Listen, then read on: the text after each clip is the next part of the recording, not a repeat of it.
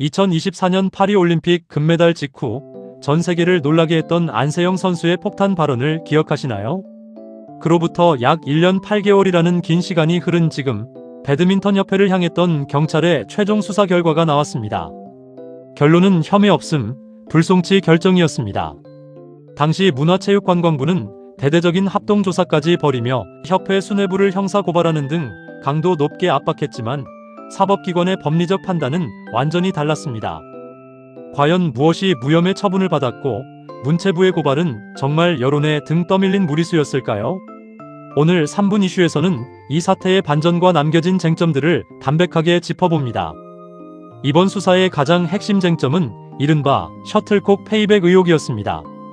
당시 문체부는 협회가 정부 보조금 약 12억 원을 들여 승강제리그용 셔틀콕을 사는 과정에서 후원업체로부터 따로 받은 1억 5천만 원 상당의 물품을 문제 삼았습니다. 이를 보조금법 위반이자 일종의 리베이트나 횡령으로 보고 경찰에 고발한 겁니다.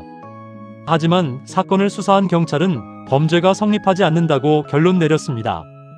이유는 명확했습니다. 해당 물품들은 정부 보조금을 횡령해서 챙긴 사적 이익이 아니라 협회가 공식 후원사와 정상적으로 맺은 계약 조건에 따른 현물 지원이었다는 판단입니다. 게다가 협회가 이 물품들을 개인이 착복한 것이 아니라 공적으로 분배했다는 점도 참작되었습니다. 즉, 행정적인 절차나 배분 방식에 매끄럽지 못한 부분은 있었을지언정 형사처벌을 내릴 만한 법적 근거는 부족했다는 뜻입니다.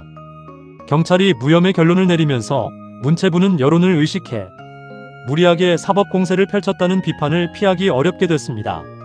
실제로 이 사태의 여파로 협회 내부가 마비되고 수뇌부가 교체되는 등 한국 배드민턴계는 엄청난 진통을 겪어야 했기 때문입니다.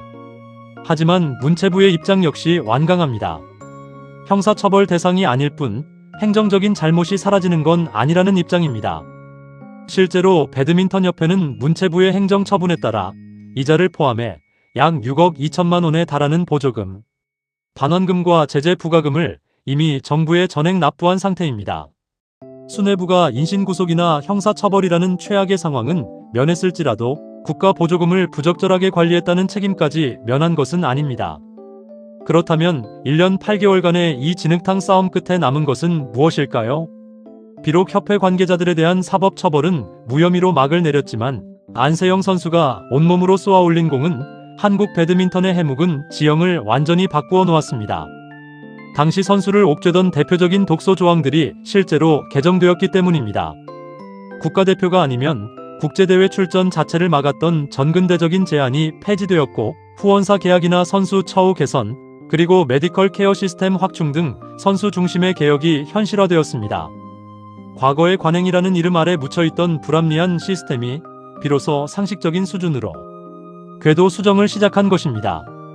누군가는 법적 무혐의라는 결과만 보고 이 사태를 해프닝이라 부를지도 모릅니다. 과정 또한 거칠었고 상처도 많았습니다.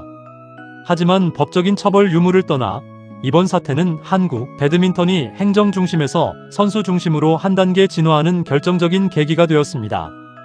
가장 중요한 건 이 모든 풍파 속에서도 안세영 선수는 여전히 묵묵히 코트 위에서 증명해내고 있다는 사실입니다.